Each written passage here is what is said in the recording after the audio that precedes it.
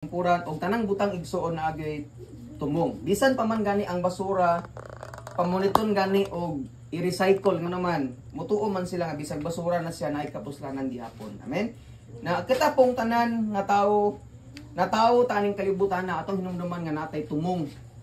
Dili lang mabuhi, dili lang mo trabaho, mo eskwela. Kundili naay tumong gyud ang matag tawo.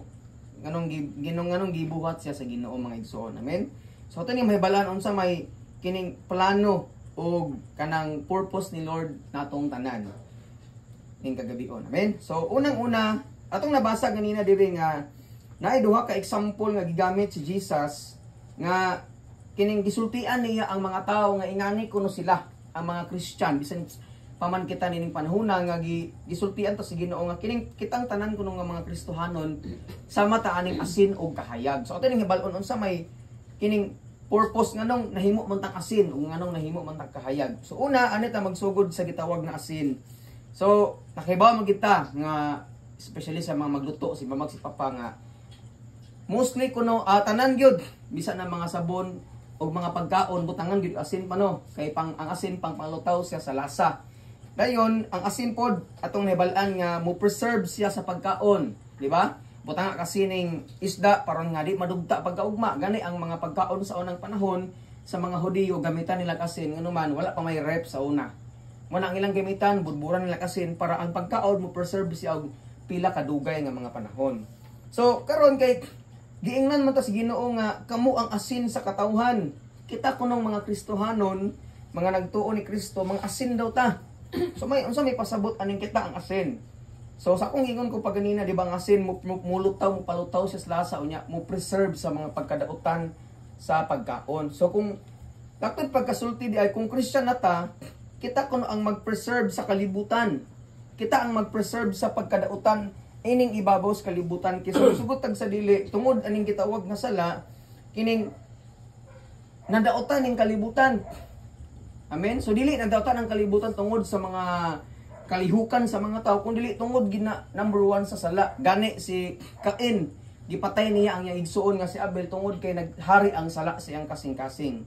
So mo na nga kung Christian dayta dili na daw ta mag-apil sa mga sayop nga binuhatan nga gibuhat sa mga tao ibabaw sa kalibutan. Kikita na may asin. Mabot nang nahimot ang Christian kay gikuha ta si Ginoo sa pagkahugaw nya gihinluan ta niya nganuman gusto niya igsuon nga mahimot ang asin. Kita ang mo preserve sa pagkadautan aning ibabaw sa kalibutan. Amen.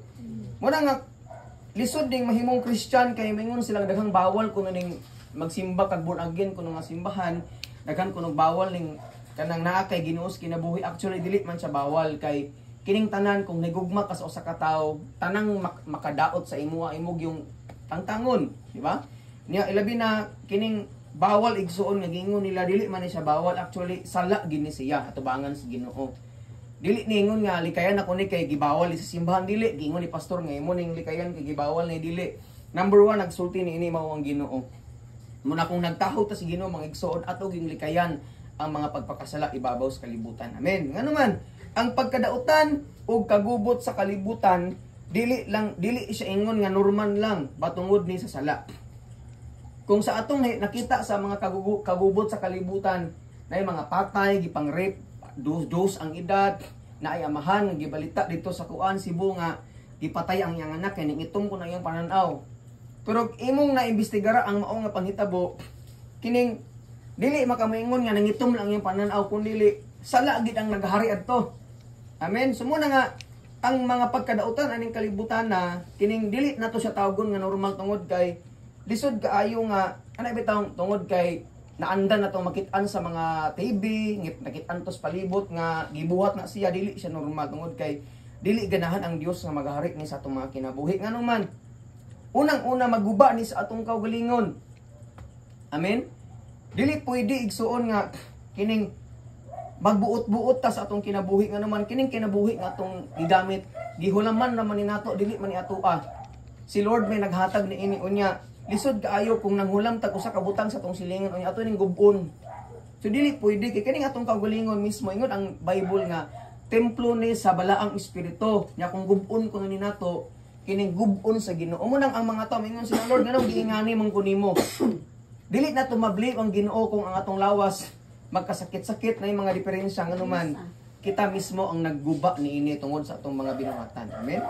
Ikaduha, kining sala igsuon o kining pagkadautan sa kalibutan, kining mga bisyo, kining sala igsuon mo na siya magguba sa pamilya. Kay ba bata nga ang number one nga gusto sa yawa mao nga gubo ng atong pamilya. Daghan kay mga magbuwag nga mga naman nagtiayon na mga pamilya nga mga guba nga naman gusto sa yawa nga ang atong pamilya maguba. Di ba? Mabito na nga pagsige ko pa-remind diri nga kay ako pastor mangguguon niya usa pamilya ta ba unya dili mo gud pwede nga ako nga pastor magpakatanga na lang ko nga magbuhat mong sala diha inom ta or kining magbuhat ang ingani nga sala dili pwede nga dili nako sultian. Amen. Kay pastor og nahigugma man ko kay ang subo man gud kaayo kay mingon tag gugma hatagan nato sa tanan tong gikinahanglan dili mo nang gugma ang gugma man gud kay kung kahibaw ta nga dili ni makaayo sa usa ka tawo atong sultian og badlungon kay kun nagugma man ta niya. Amen. Nya kining sala igsoon maguba nis kaugbaon sa tawo ug sa uban. Daghan kay mga tawo karon nga pariwala ang kinabuhi, walay tumong sa kinabuhi, guba kay ang kinabuhi, murag wala na paglaom nga naman tungod kay naghari ning sala sa atong kinabuhi mga igsoon. Nya pinaka worst pag gyud kining sala nga atong ginabuhat sa kanunay maghatod dis impierno. Lisod kayo no nga maingon ta nga adita dili ta pwedeng makabuot sa tawo lagi kay iya man ang kinabuhi. Pero what if og moabot ang point nga ang atong kinabuhi mahuptan na jud gininhawa. Mao bitaw nang naay mga panghitabo sa atong kinabuhi nga imbis mamatay na unta ta pero wala tuguti sa Ginoo nga naman. Gitagaan matag chance pa niya nga mabuhi. Amen. Mao bitaw na nga sa atong kinabuhi gud daghang panahon nga ang Dios naghatag og chance sa igsuon sa atong kinabuhi. Mo na nga ikatulong punto nako dili ta pwedeng mo blame sa uban sa nahitabo nato nga naman.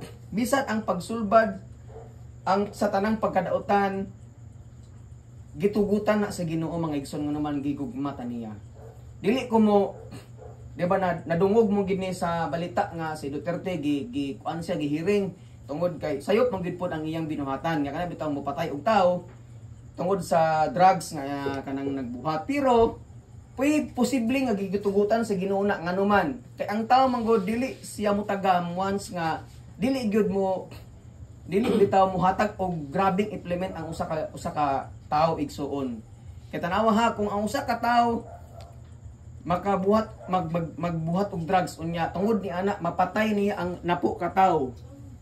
Tungod niya mo nang sa iyang opinion kuno may nalag ang usa mamatay kaysa sa daghang mamatay igsuon. Mo nang sa akong nahibal-an daghan gani mga pastor moingon nga gitugutan gid sa Ginoo nga mapresidente si Duterte nga naman daghan ginaguba daghang naguba nga pamilya tungod aning bisyo jud. Daghang naguba nga pamilya tungod aning naghari ning sala sa tumang kinabuhi igsuon. Mo na nga dili ko ganahan ingon nga pastor ko unya pamilya pagita di ko ganahan nga maguba pag gini atong pamilya tungod aning gitawag nga sala mga igsuon. Amen. Mo nang nagampo jud ko kanunay, nagpasalamat jud ko nahimo kong Kristyan tungod kay atong pamilya biya sa una gubot kaayo. Di ba? Tungod aning gitawag nga sala. Pero sa grasya sa Ginoo bisag naay kagubot sa atong pamilya pero sa grace ni Lord hinahinit ang gibag-o sa Ginoo kay gigugmat na niya. Amen. Mo na nga kining pagtugot sa Ginoo sa mga negatibong panghitabo magkat-on unta ta. Nga daghang tsansang gahatag si Lord sa ato ang kitagaan ta nagsakit dili man na siya ingon nga dautan pagbadlong ni Ginoo kay gihigugma ta niya. Di ba kung si Zion kung makasala latuson man jud ni gihigugma man abi sa bata og gipasakitan siya kay gidumtan sa siyang ginikan dili gipasakitan sa tungod kay nagugma ang ginikanan niya kay sa ganahan nga mas maalaot ang iyang kinabuhi. Kita usab mo nang daghang mga panghitabo sa tong kinabuhi igsuon nga gitugutan sa Ginoo bahalag sakit ug maot nga naman dili ganahan si Lord nga mas maot ang mahitabo nato sa umaabot kung dili ta kanang magpatudlo sa mga pagbadlong sa Ginoo sa atong mga kinabuhi. Dili pagitulahi ang tanan. Mo na nga pag moingon jud ko pag ako pastor mo moingon jud ko nga undangin ning sala. Biyahe ni kay di gid makaayo sa imo daghang pang mawala sa tong kinabuhi once nga maghari ang sala sa itong mga kinabuhi. Mo nang si Jesus, may anis kalibutan mga igsuon, nagwali siya, ingon siya nga, biya ta sa sala nga naman hapit na ang paghari sa Ginoo. Once nga kining once gani nga tapuso na ni Lord ang kalibutan nya og dili si Kristo ang hari sa tong kinabuhi, luoy kayo ta. Kining pag-anto sa kalibutan karon dili ni ikatupong sa gitawag nga tribulation. Minaw kayo ha, kining gitawag nga tribulation, ang tanan nga walay Kristos kinabuhi og naghari ang sala sa iya, mag-antos siya sa tibuok niyang kinabuhi. Walay pagkapalong nga pag-antos igsuon once nga kita nagpuyo sa sala samtang nata si babos kalibutan. Amen. Mo na nga sa atong kinabuhi bagmatngon kita kaingon siya kun ang asin kawad-an sa iyang kaparat unsaon pa man pagpabalik sa kaparat niini. Kini wala na kapuslanan og angay ng tunog-tunuban og ilabay unya. Kanang angay kining ilabay og tunog-tunuban sa mga tawo. Manang sayang kayo. Sayang kayo igsuon sige tagsimba unya. Kanang mga tao bitaw nga nay Kristos kinabuhi mingon sila nga sila Ginoo pero nagpuyo gyapon sa sala. Nagdumot gyapon, mga libakira gyapon, mga himantayon gyapon igsuon og nagpuyo sa bisyo, nagpuyo sa kining pagkadautan igsuon. Mao na nga sa atong kinabuhi samtang naay kinabuhi ta tsansa ni nga gihatag sa Ginoo nga mobiya sa atong mga pagpakasala. Kay gihigugma ta pag-ayo sa Ginoo. Dili man ta magmahay. Ako mingon man jud ko dili ko magmahay kung unsay madangatan nato nga naman. Nagwarning naman ko. Nagwarning naman ang pulong sa Ginoo nga mobiya sa sala. So naara na nato kung ato ning gawaton o pagpaubos nga mobiya sa sala unya mga lagad sa Ginoo nga naman pag once ang tao igsoon mamatay siya wala nagi tsansa ang kinabuhi. Impierno gid kadayon. Mo na nga ingon si tong dato nga nasa storya sa Bible nga pwede bang pawalihan nimo akong pamilya nga naman nag-antos ko diri sa grabing kasakit. Ganahan gani unta siyang mudong sa langit kay grabing pag-antos niya sa impierno pero dili na pwede kay namatay naman siya. Manang samtang na pay kinabuhi tsansa ni nga motalikod ta sa itong mga pagpakasala nya mga lagad si Ginoo. Maingon sila nga ay daghan gud tuming maimpierno na di gyud ka kaingon ni anak kung nana ka didto. Manang samtang na pay kinabuhi igsoon maingon sila nga way impierno kuno kanang kay gugma man ang Ginoo. Gugma ang Ginoo igsoon pero hustisya pud siya. Manang daghang mo ingon nga mobatikos ba nga kining okay ra mo gud magbuhat ani, okay ra magingani nga naman ang Bible nagsulti dili gid ka pwedeng makatuloy sa Bible. Kay paglarong ayo gid ipabuhat sa Ginoo dili gid na pwede. Nga naman sala gid tubangan si Ginoo. Amen. So mo padayon ta ingon siya sa 14 kamo ang kahayag sa kalibutan. So karon ari na putas kahayag. Unsa man ning kahayag? Di ba kung mag-burn out, mura boy paglaom ang tao pag burn out. Pero musiga na gani ang suga, di ba? Kining naikalipay ang tao. Nga naman ang kahayag nagsimbolo siya sa paglaom sa kinabuhi. Munang kita puno ang kahayag sa kalibutan, it means nga kung Christian na ta, kita ang paglaom sa kalibutan, instrumento tang gamiton sa Ginoo nga may mong paglaom sa uban. Nga naman sultian ka nako, wala adjay paglaom ang usa ka tawo kun wala siya Ginoo sa kinabuhi.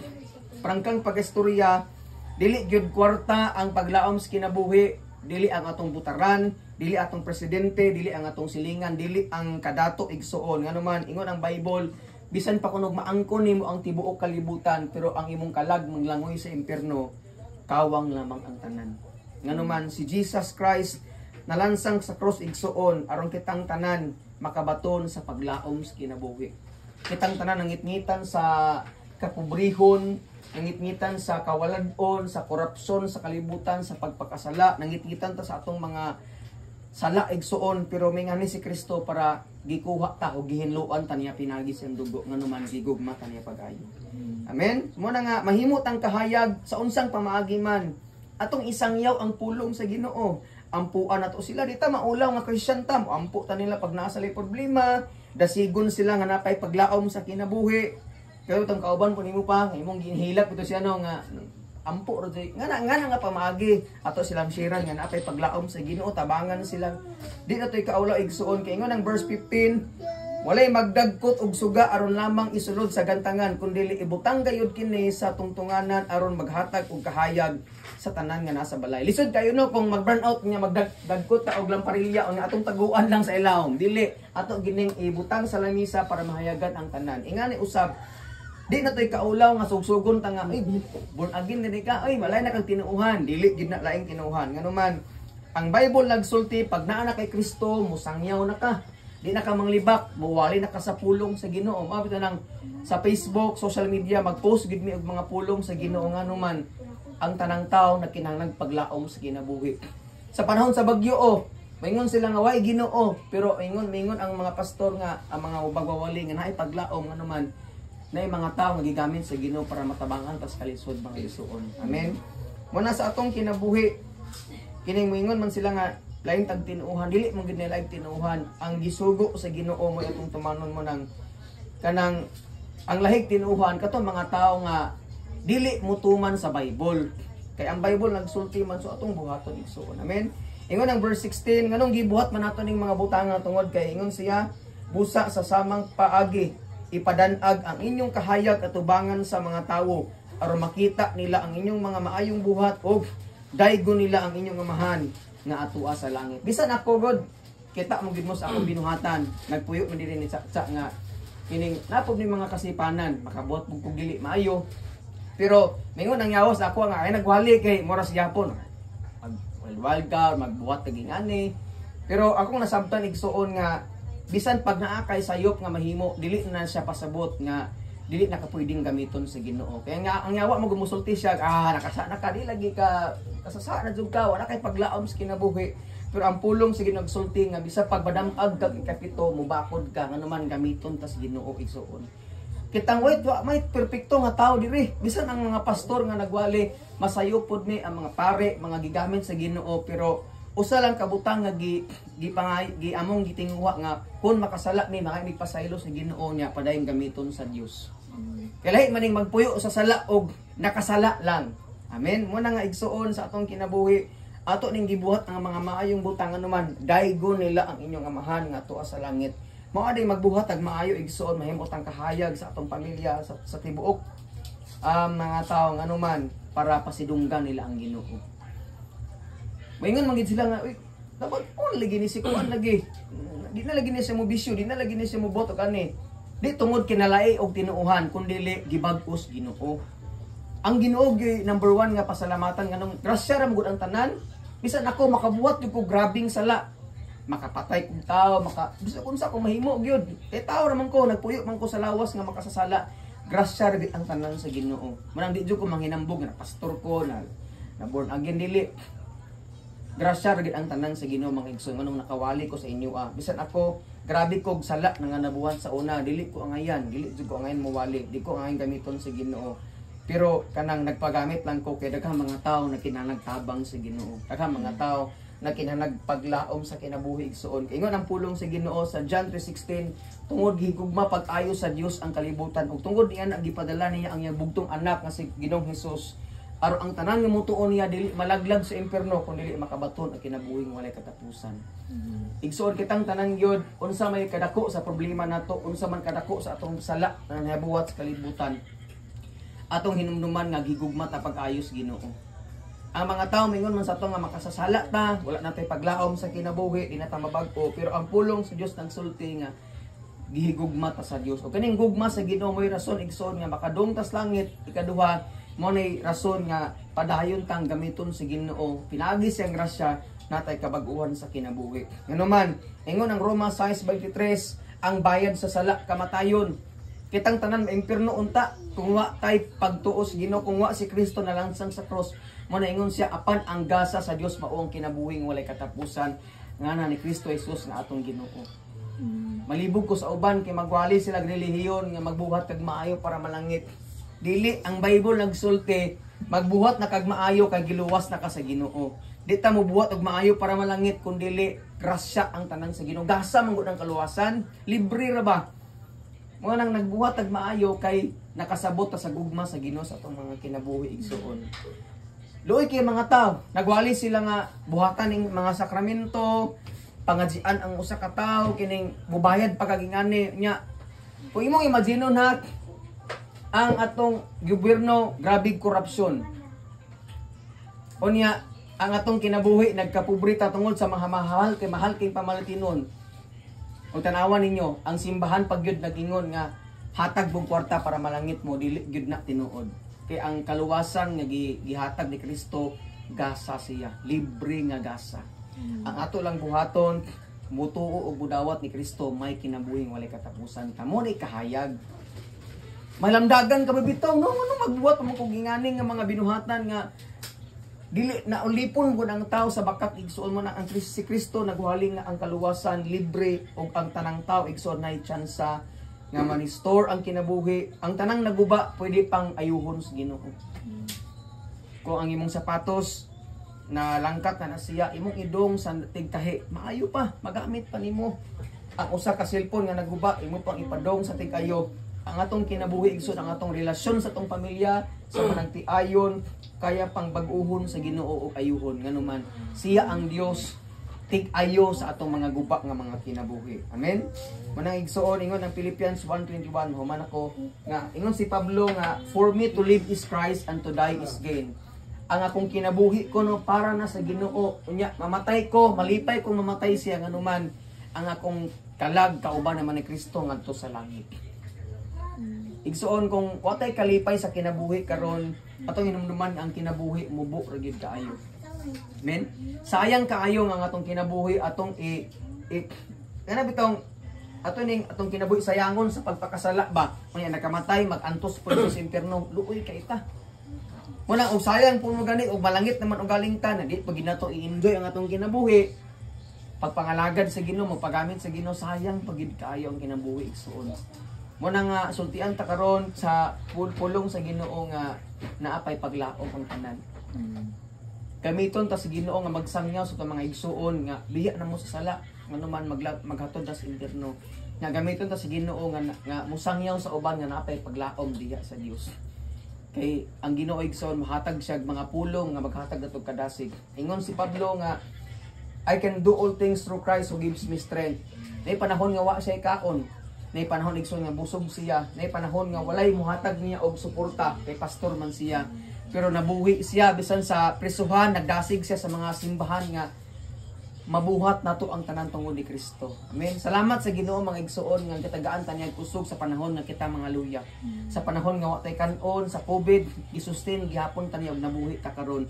Sa panahon ni nakasala ta, katagaan ta nagtsansa nga mobakod og magpagamit sa Ginoo. Muna nga diha sa Dios na paglaom igsuon mo nang usalig ta sa Ginoo. Mutuman ta sa mga pulong og magpagamit ta niya. Ano man daghang tao karon nga naulipon sa sala o daghang tao karon wala ni paglaom sa kinabuhi. Maghikog na lang sila, magbuhat na lang sila og ilang puno ang ilang kinabuhi og bisyo. Puslan man nga wa na ko nahigugman ako, puslan man nga nadaot na kong kinabuhi na grabe maghit-hit or kung say buhaton para lang maguba ang kinabuhi. Dili na siya mao. Naapay paglaom ang kinabuhi. Ayo pagtuo sa kaaway nga wa na kay paglaom guba ng imong pamilya, guba ng imo ang relasyon sa imong wa na pay paglaom sa Ginoo. Basta lang mo surrender ta sa Ginoo o magpagamit sa Dios. Amen. Manang atong ipiyong atong mga mata makampo ta sa katapusan. Lord, salamat